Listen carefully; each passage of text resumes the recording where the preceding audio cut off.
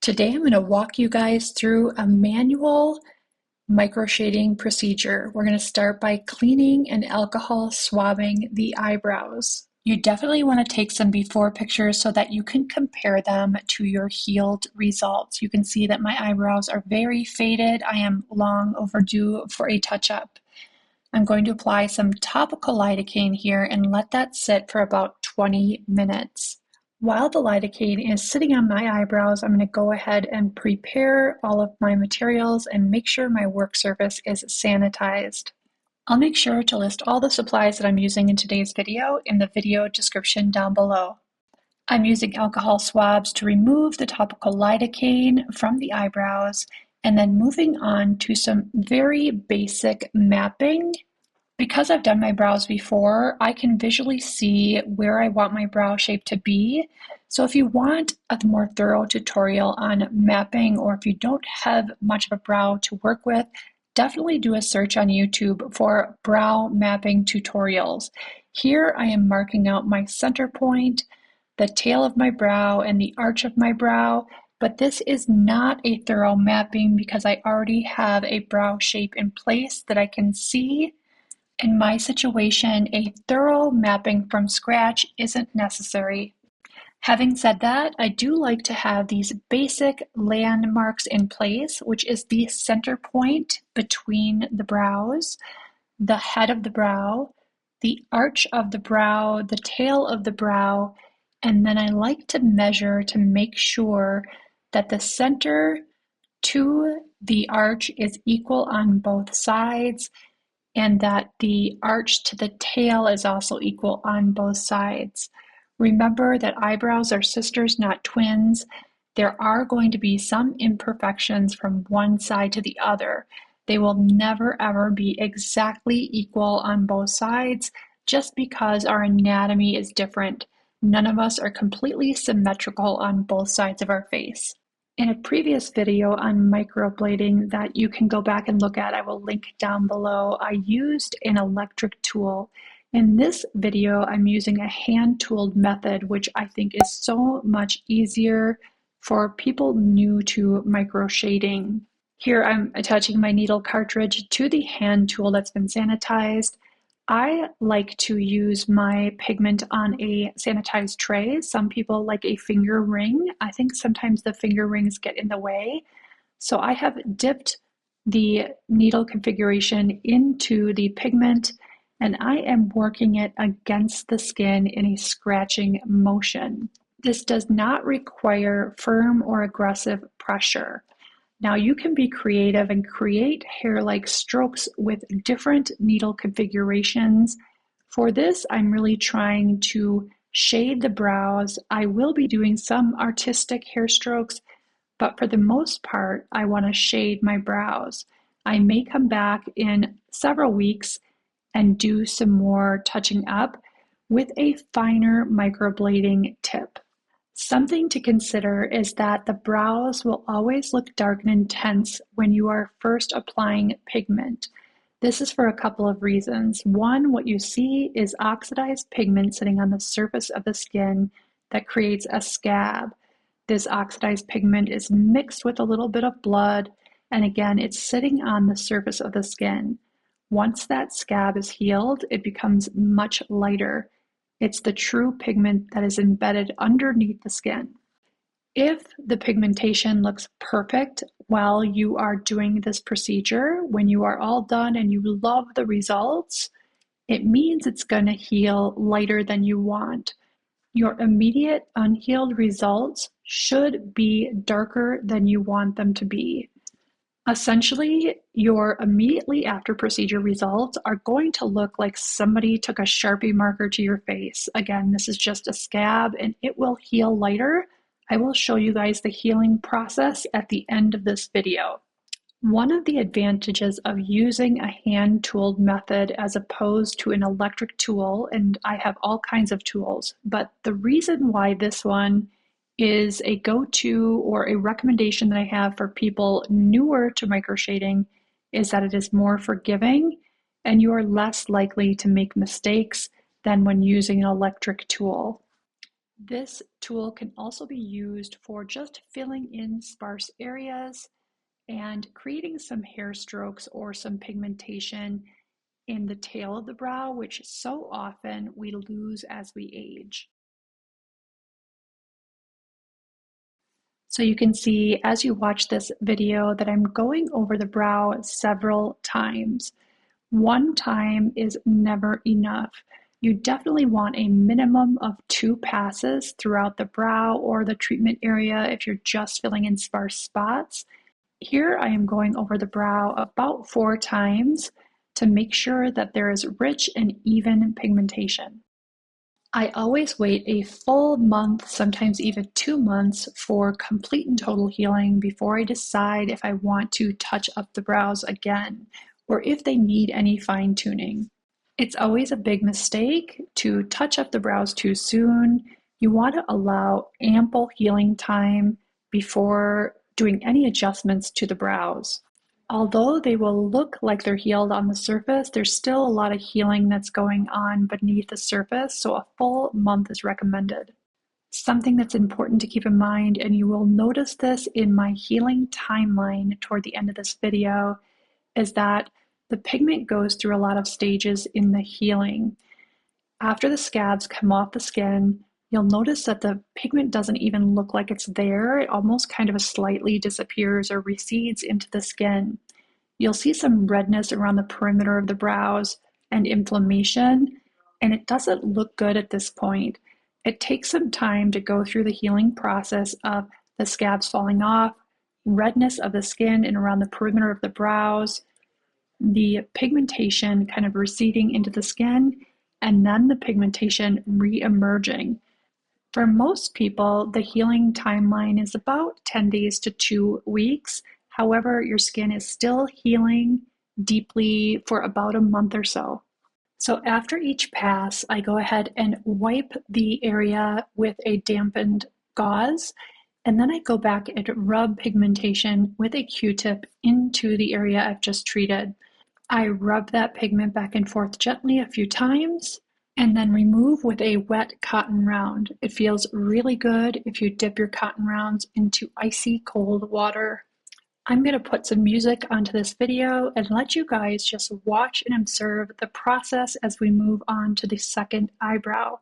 You'll see some general shading, but you'll also see some more detailed work making specific hair strokes.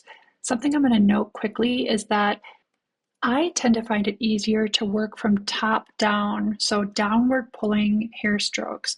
Everybody has to experiment with this. Sometimes using a practice skin, which I'll list in the description below, is helpful. You can also practice on the peel of like a banana and get the hang of using this tool before you actually take it to skin. Please feel free to ask questions in the comment section. I will get back to you as soon as I can. And stay to the end of the video where I will pop in footage of the healing process and my final results.